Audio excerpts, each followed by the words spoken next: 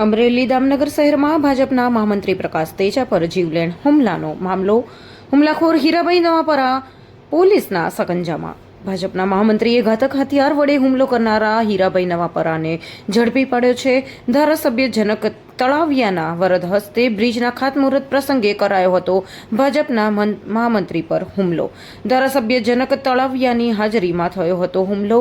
હુમલાખોર આરોપી ઝડપાયો હોવાની વિગતો અમરેલી ડીવાયએસપી ચિરાગ દેસાઈએ આપી હતી.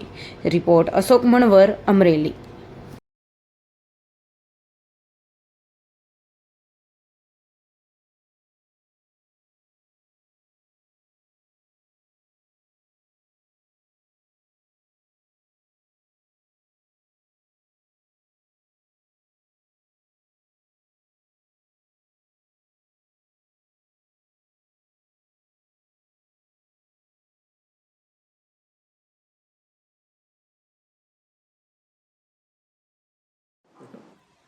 દામનગર પોલીસ સ્ટેશન વિસ્તારમાં રહેતા પ્રકાશભાઈ લાભુભાઈ તજા કે જે ગઈકાલના રોજ સવાર 10:30 થી 11 વાગ્યાના અરસામાં દામનગરથી ઠાસા રોડ પર આવેલ નવા ચેકડેમ નવા પુલના ખાતમુહૂર્તમાં હાજર હતા. એ દરમિયાન ઠાસા ગામના વતની હીરાભાઈ નવાપરા દ્વારા પાછળથી ધારિયું લઈને આવીને જીવલેણ હુમલો કરેલ.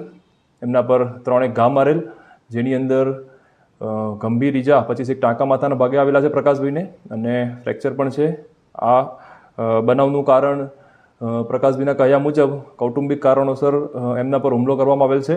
હાલમાં દામનગર પોલીસ સ્ટેશનમાં BNS કલમ 109 મુજબ ગુનો દાખલ કરી આરોપીની અટક કરવામાં આવી છે. આગળ તપાસ કાર્યવાહી ચાલુ છે. અને આની ઉપર કે પહેલા ગુના દાખલ થયેલા છે કે કઈ? હાલમાં કોઈ ગુનાહિત ઇતિહાસ ધ્યાનમાં આવેલો નથી.